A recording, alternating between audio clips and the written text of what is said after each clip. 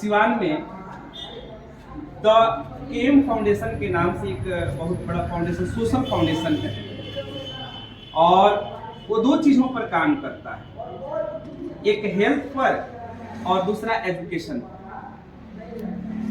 विभिन्न तरह के कार्यक्रम उसके द्वारा कराए जा रहे हैं, जिसमें एक कार्यक्रम यह फाउंडेशन करा रहा है स्कॉलरशिप टेस्ट का, जिसमें जिला के प्रत्येक क्षेत्र से बच्चे इसमें शामिल हो रहे हैं।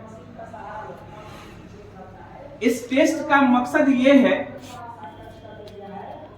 कि बच्चे अपने इंटेलिजेंस का परीक्षण करें कि बच्चे कितना पढ़ रहे हैं, क्या कर रहे हैं, है कि नहीं।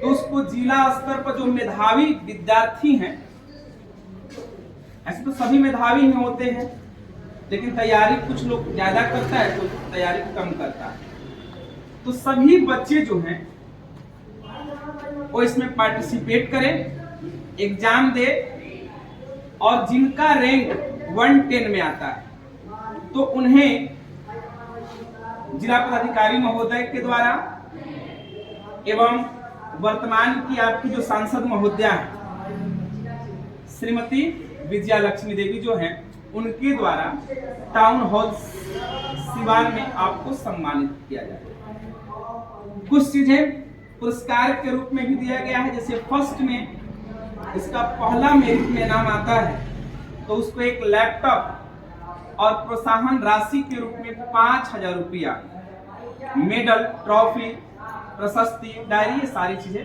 रखी गई। सेकेंड में जो है वो एक मोबाइल टैब रखा गया है और प्रोत्साहन राशि के रूप में 3,000 रुपया रखा गया है, मेडल, ट्रॉफी, अन्य चीजें रखी गई। तीसरा जो है वो एक सैमसंग का मोबाइल है और 2,000 रुपया प्रोत्साहन राशि के रूप में है। बाकी जो है वह मेडल, ट्रॉफी, डायरी, ये सारी चीजें रखी गई। 4 से 10 तक जो विद्यार्थी मेरिट में आते हैं उन्हें साइकिल रखा गया है, और 10 से 20 तक जो विद्यार्थी आते हैं उन्हें स्मार्ट वॉच की व्यवस्था की गई है, और 20 से 100 तक जो विद्यार्थी आते हैं उन्हें डायरी, पेन, टी शर्ट, ये सारी चीजें है ना, मेडल, ट्रॉफी, ये सारी चीजें उन्हें सम्मानित कराई जाएगी सांसद महोदया के द्वारा। ये जितने भी मैंने पुरस्कार आपको बताया, ये केवल और केवल द केम फाउंडेशन के द्वारा कराया जाएगा। सांसद महोदया की तरफ से क्या पुरस्कार दिए जाएंगे, क्योंकि वो पॉलिटिकल व्यक्ति हैं तो वो बताते नहीं हैं, वो डायरेक्ट दे देते हैं, तो उनकी तरफ से भी आपको कुछ ना कुछ सम्मान दिया जाएगा। इसके अलावे भी कुछ संस्थाएं भी आ रही हैं इसमें, जिनको हम लोग आमंत्रित किए हुए हैं, है ना, तो उनके तरफ से भी आपको सम्मानित कराया जाएगा। तो सम्मान में कमी नहीं होगी, बहुत सारे सम्मान आपको दिए जाएंगे, परंतु जब आप इसमें 1 से लेकर 100 के बीच आते हैं तभी होगा।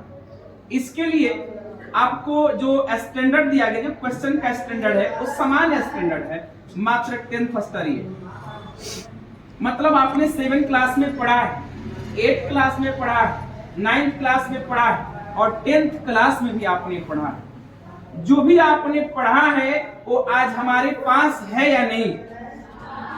अभी होता क्या है कि हम लोग 7वां क्लास पढ़ लिए ना, तो 8वां में गए तो 7वां क्लास गोल हो गया, 9वां में गए तो 8वां क्लास गोल हो गया, 10वां में गए तो 9वां क्लास गोल हो गया।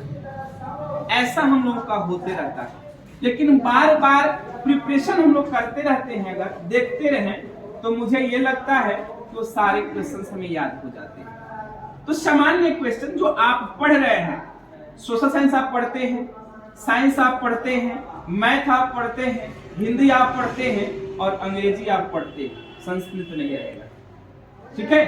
इतना में से बाबू क्वेश्चंस आपका सामान्य लेवल का क्वेश्चंस होगा, जो एकदम जनरल होगा। एक चीज आपको पढ़ाया गया है इसमें, करेंट अफेयर्स, मतलब वर्तमान में क्या चीजें चल रही है, तो उससे ज्यादा क्वेश्चंस नहीं रहता है, 3 से 4-5 क्वेश्चंस आपके रहेंगे उससे, बस इतना ही स्टैंडर्ड है।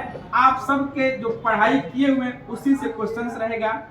एग्जाम के बाद 10 दिन जो बचता है समय, तो आप उसमें देख सकते हैं। क्वेश्चन जो होगा वो सभी के सभी बहुवैकल्पिक प्रश्न होंगे। एमसीक्यू आप जानते होंगे, टिक करने वाला प्रश्न होगा। प्रश्नों की संख्या टोटल 150 होगी।